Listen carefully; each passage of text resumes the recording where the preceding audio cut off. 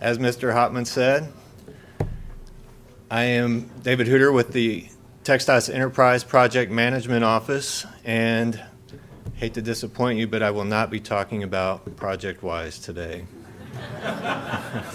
For those of you who have stuck around for this last session, I'm going to talk about the risk-based cost estimating initiative that we've been working on with TTI for a little over a year now.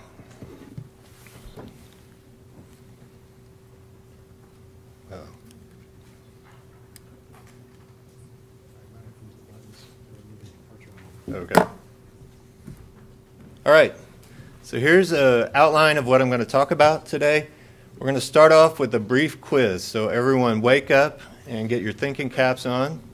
Then I'm going to move into an overview of the initiative, talk about the estimating process stages that we've come up with, and then some of the goals and benefits of the initiative, and then talk about what our next steps are as the PMO and provide a brief summary and hopefully leave time for questions, but we'll see.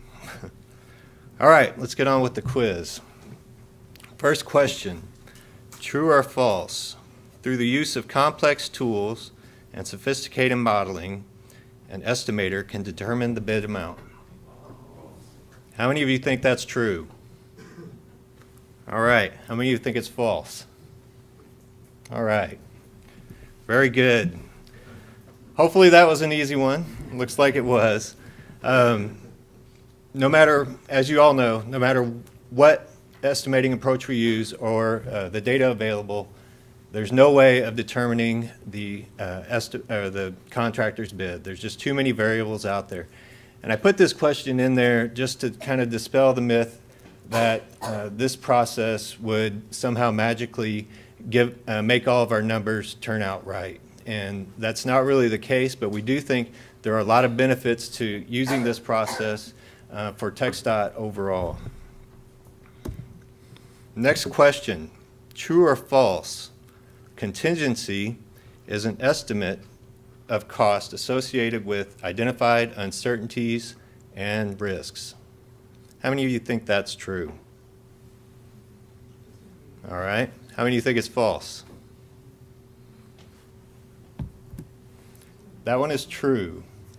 And that actually came from the AASHTO Practical Guide to Cost Estimating.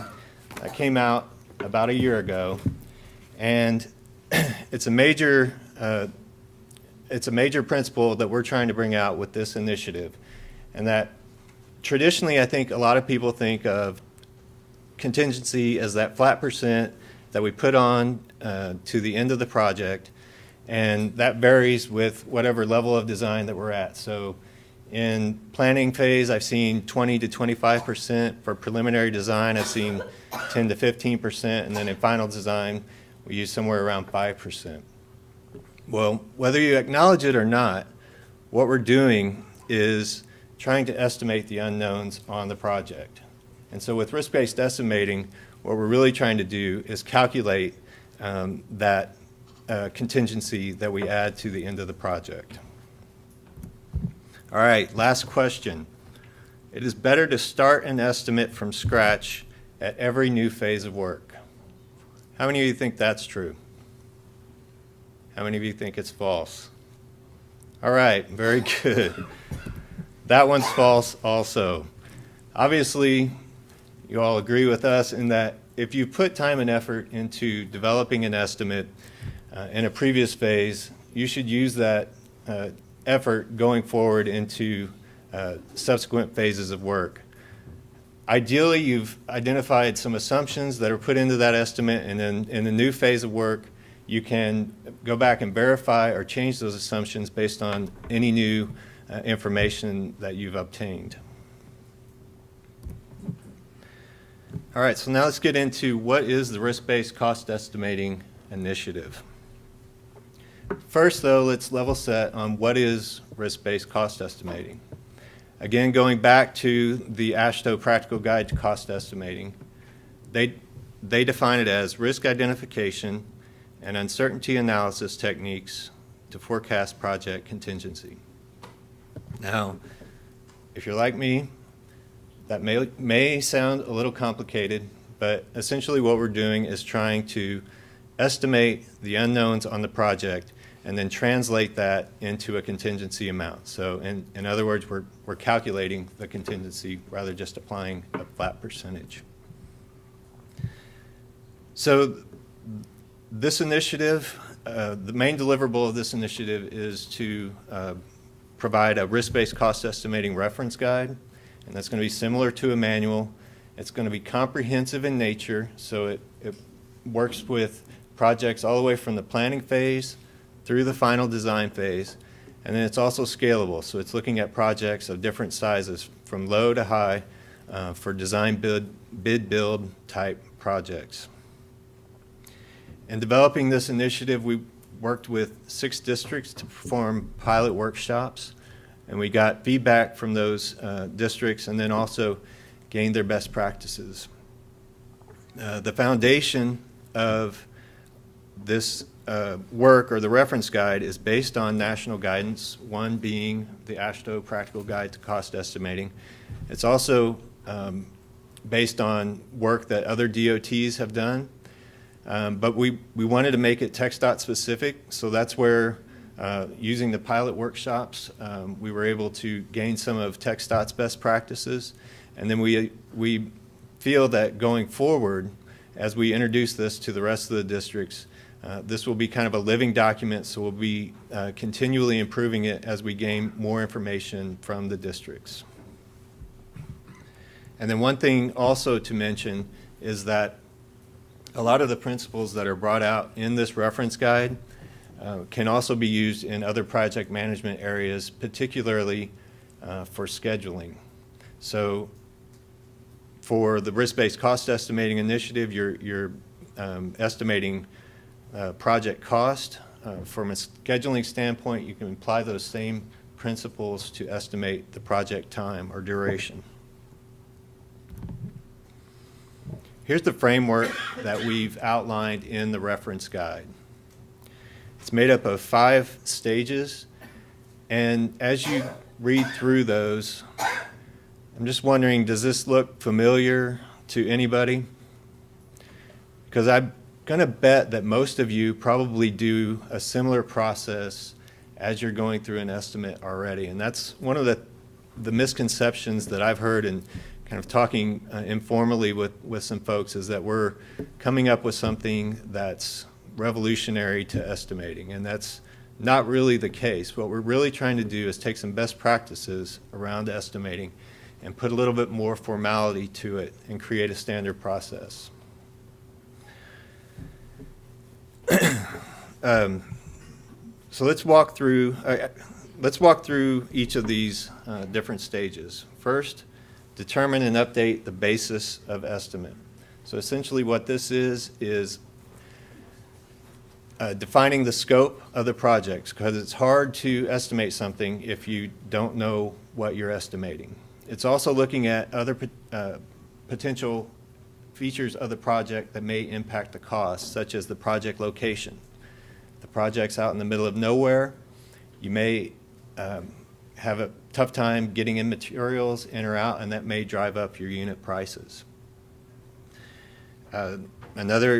If there's unique features to the project that may limit contractor competition, that may also drive up your unit prices. So those things go into documenting your basis of estimate. The basis of estimate rolls right into stage 2, where you're preparing or updating the base estimate. So this is estimating the things that you do know on the project, and these things were identified in your basis of estimate. And typically this is your unit prices, or your bid items and the unit prices, or if you're in the early planning phases, this might be a cost per mile for any type of project. From there, we go into determining risk and setting contingency. And this may be the part that's a little bit different from what you normally do now. So again, rather than just slapping a flat percentage contingency onto the end of the estimate based on what phase you're in. What we're trying to do is calculate the contingency for the project. And we've broken this out into two separate categories. The first is the unit price and quantity variability, and the second are discrete risks. So the unit price and quantity variability utilizes a 3-point estimate, and it's based on the items that you've included in your base estimate. So for instance, going back to the cost per mile example, using a min-max and most likely scenario, your most likely values, if you're using a cost per mile, maybe $1.2 million per mile. So that goes into your base estimate, and that's your best guess of what that project will cost at the time. But then you think, well, conservatively, this project could cost as much as $1.8 million. Or if everything goes right, it might be as little as $1.1 million.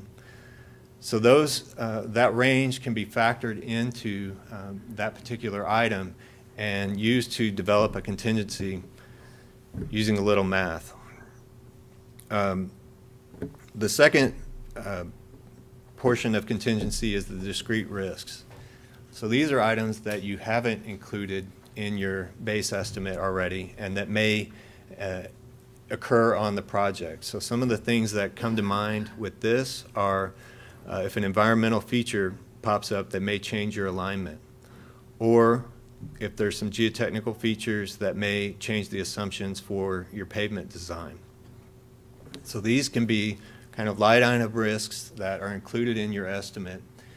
Basically, again, using a 3-point estimate along with the probability that would occur. And again, that value can be translated into your calculated contingency amount for the project. Moving into step 4, after you've developed your base estimate and determined your risk and contingency value, those two numbers are added together and they get your total construction cost. Now you move into stage 4, where you need to review and approve your estimate.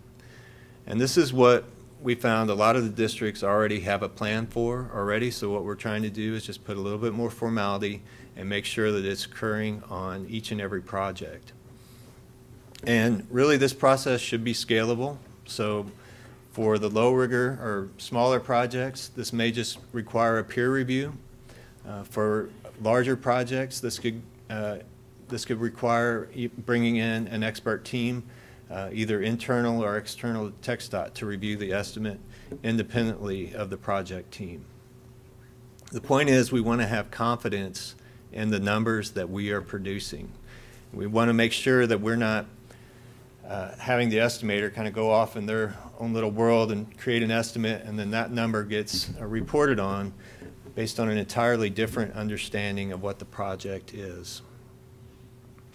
And then finally, the last stage is communicating the estimate. So this is essentially how we're packaging the estimate, or the estimating information, and then dispersing that out either internally or externally.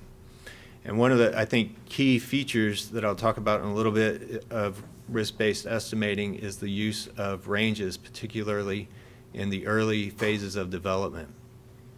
And these ranges are based on the level of uncertainty at any particular point in the project. Additionally, we're looking at tools that other DOTs have used, particularly WSDOT. If you've never seen WSDOT's one-page summary, it's one page, and it provides a really concise overview of what that project is. It includes a brief description of the scope. It includes some top identified risks. It includes changes from the last estimate, and then the range of costs that project could fall within based on the risk-based estimating approach. Here are the goals of the initiative. We want to improve accountability, transparency, consistency, and then provide for continuous improvement in our estimating process. From an accountability standpoint, We've identified three main roles in the estimating process: the person who develops the estimate, the person who reviews the estimate, and then a person who approves the estimate.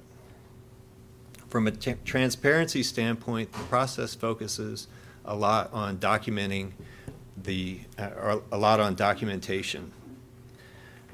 And it starts with documenting the project scope.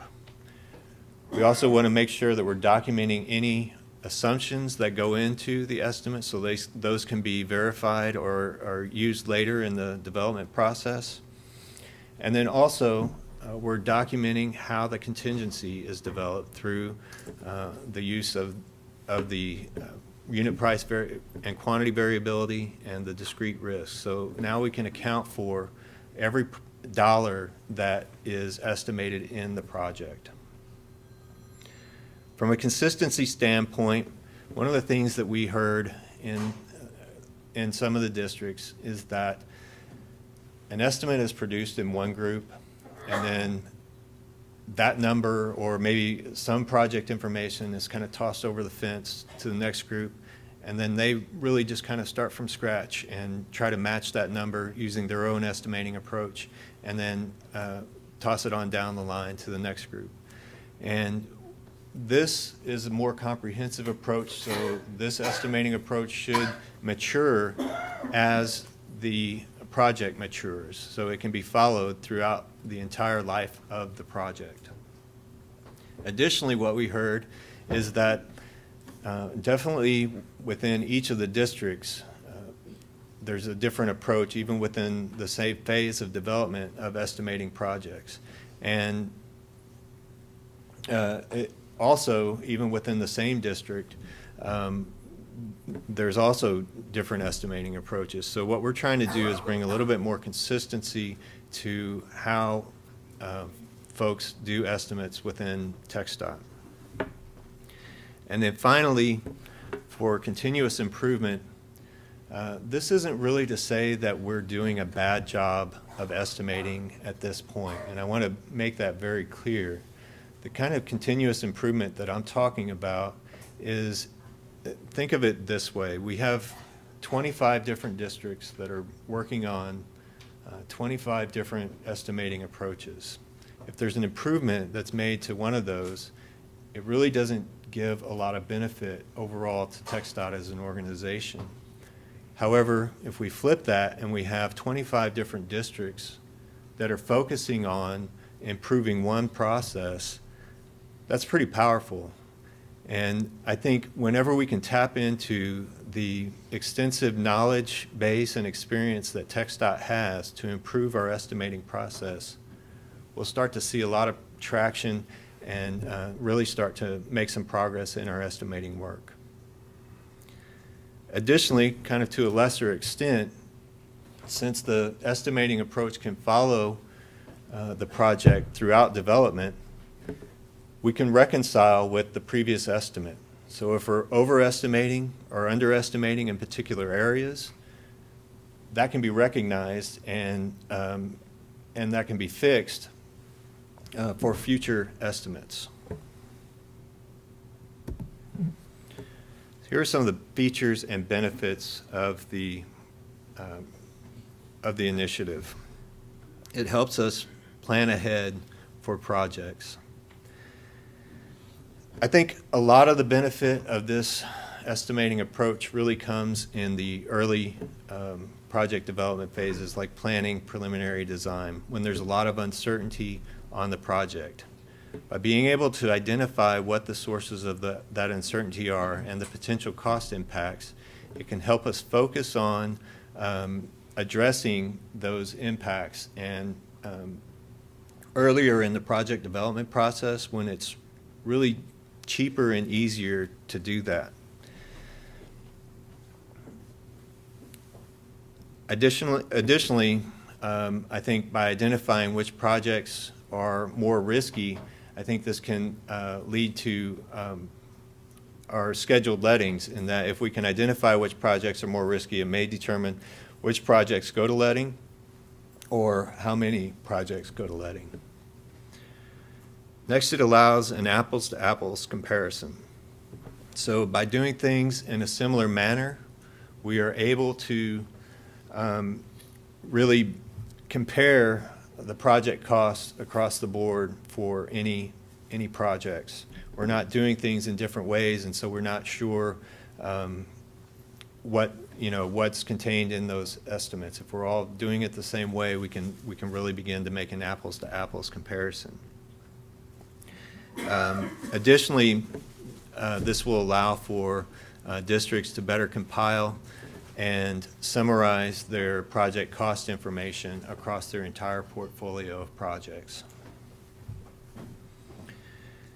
It will help improve project management, again, from a risk standpoint, by being able to identify these project risks early. It will help us get out in front of those and manage those most important risks and focus on those most important risks first.